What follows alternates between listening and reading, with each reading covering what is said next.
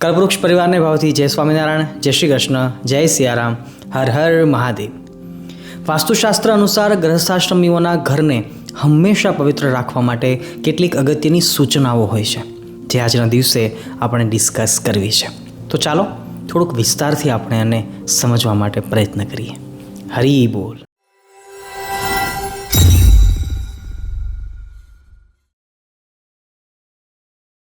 સૌપ્રથમ તો એ સમજવું જરૂરી છે કે રેતી, પથ્થર, ઈંટ કે સિમેન્ટથી ઊભી કરવામાં આવેલી દિવાલો એને તો ફક્ત અને ફક્ત ખંડેર કહેવાય. પણ જો એમાં થોડાક માણસો રહેતા હોય તો એને મકાન કહી શકાય. પણ જો એમાં એક પરિવાર હળી મળીને સુખ સંપત્તિ રહેતો હોય તો એને સાચા અર્થમાં ઘર કહેવાય. અને આવા ઘરને જ પૃથ્વીનો છેડો એટલે ઘર એવું કહેવામાં આવ્યું છે. સમાજની ઉપરની બોડીના હાલ ફોટા પાડીએ તો એવું લાગે કે બધું જ બરાબર છે, પણ જો એક્સરે કાઢીએ તો ખબર પડે કે લોકો લાખો રૂપિયા ખર્ચીને મકાન તો બનાવી દેતા હોય છે, પરંતુ ઘર નથી બનાવી શકતા. વેલ, આજે એ જ વાતોને સમજવી છે કે પરિવારમાં અને આપણા ઘરમાં સુખ શાંતિ કેવી રીતે રહે અને ઘરમાં સાત્વિક અને પવિત્ર વાતાવરણ કેવી રીતે રાખી શકીએ. તો આપણા હિન્દુ ધર્મના વાસ્તુશાસ્ત્ર પ્રમાણે અમુક નાની છતાં અગત્યની વાતોનું અનુસંધાન રાખી આપણે ચોક્કસ એમાં સફળ થઈ શકીએ છીએ. નંબર 1, ઘરના આંગણામાં તુલસીનો છોડ એ ઘરનું વાતાવરણ શુદ્ધ એવં સાત્વિક બનાવી રાખે છે. વાસ્તુશાસ્ત્ર પ્રમાણે તુલસીના છોડને સ્પર્શ કરીને જે વાયુ ઘરમાં પ્રવેશ કરે છે તો એ વાયુ પણ પવિત્ર થઈ જાય છે, અને માટે જ ઘરના આંગણામાં તુલસીનો છોડ અતિ આવશ્યક છે. અને તુલસીના છોડને સ્વસ્થ અને નિરોગી રાખવા માટે દરરોજ સવારે તુલસીને જળ ધરાવવું અત્યંત આવશ્યક છે.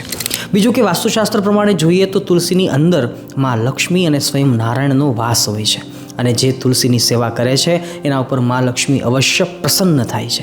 અને સાયન્સની ભાષામાં કહીએ તો તુલસીના છોડમાં પ્રાણવાયુ, ઓક્સિજન પ્રચુર માત્રામાં હોય છે, જે આપણા ઘરમાં સ્વાસ્થ્ય માટે અચૂક જવાબદાર કહેવાય છે.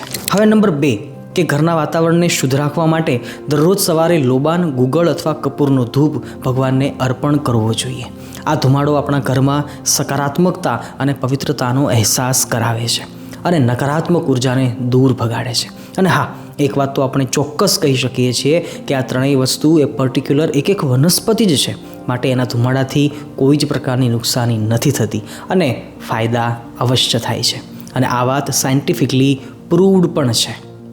હવે નંબર 3, કે ઘરમાં બનાવવામાં આવેલું પૂજા ઘર અથવા જેને આપણે ઘર મંદિર કહીએ છીએ એ ક્યારેય પણ સીધું જમીન સાથે સ્પર્શ થયેલું ન હોવું જોઈએ. અમુક ઇંચ અથવા અમુક ફૂટ ઉપર જ મંદિરની સ્થાપના હોવી જોઈએ, અથવા એમ કહીએ કે કાષ્ટનો કે કોઈ બીજો બાજોઠ કે પાટલો કે નાનો મંચ એના ઉપર ઘર મંદિરને પ્રતિષ્ઠિત કરી શકાય છે. અને ઘરના મંદિરની સાઇઝ પણ આપણા ઘરની સાઇઝને ધ્યાનમાં રાખીને જ કરવાની હોય છે, જેની માહિતી વિદ્વાન બ્રાહ્મણો પાસેથી આપણે અવશ્ય લઈ શકીએ છીએ.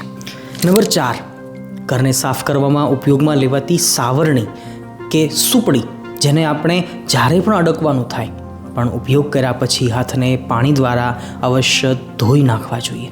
એની પાછળનું કારણ એ છે કે ઘરમાંથી કચરો સાફ કરવો એ પ્રક્રિયા પણ મૂળમાં તો ઘરમાંથી નેગેટિવિટીને સાફ કરવાની જ પ્રક્રિયા છે, અને જેના દ્વારા નકારાત્મકતા સાફ કરીએ છીએ તે વસ્તુને અડ્યા પછી આપણે શુદ્ધ થવું જરૂરી છે.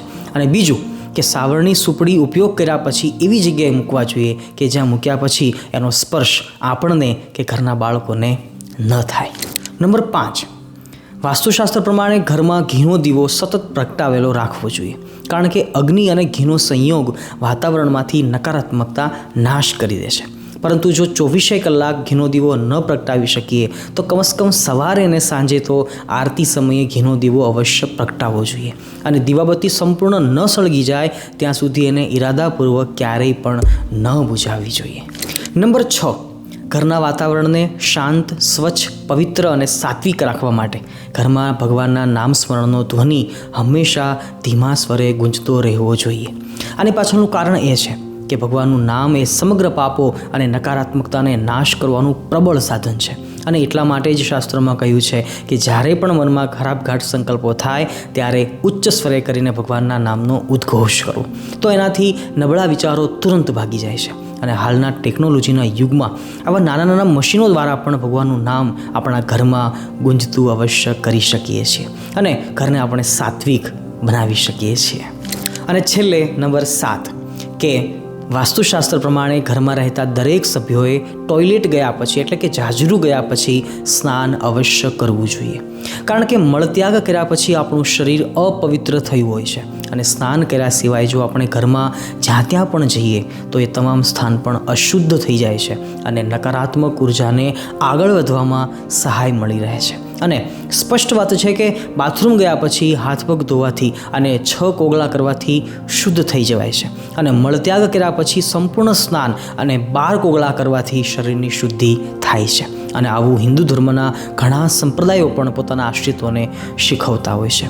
તો અંતમાં આપણે એવું તારણ અવશ્ય કાઢી શકીએ કે ઘરની સાત્વિકતા એ ઘણા બધા તત્વોને ધ્યાનમાં રાખીને બનતી હોય છે, જેમાં ઘરની સ્વચ્છતા, એમાં રહેનાર સભ્યોની શારીરિક સ્વચ્છતા, એમની માનસિક પવિત્રતા અને બહારથી આવતી નકારાત્મકતાને રોકવી અથવા તો પાછી ભગાડવાના પ્રયત્નો, આ બધું જ એમાં મહત્ત્વનો ભાગ ભજવે છે. અને દેખીતું છે કે કમસે કમ આટલું ધ્યાન રાખીએ તો પણ આપણા ઘરને આપણે શુદ્ધ અને સાત્વિક અવશ્ય બનાવી શકીએ છીએ.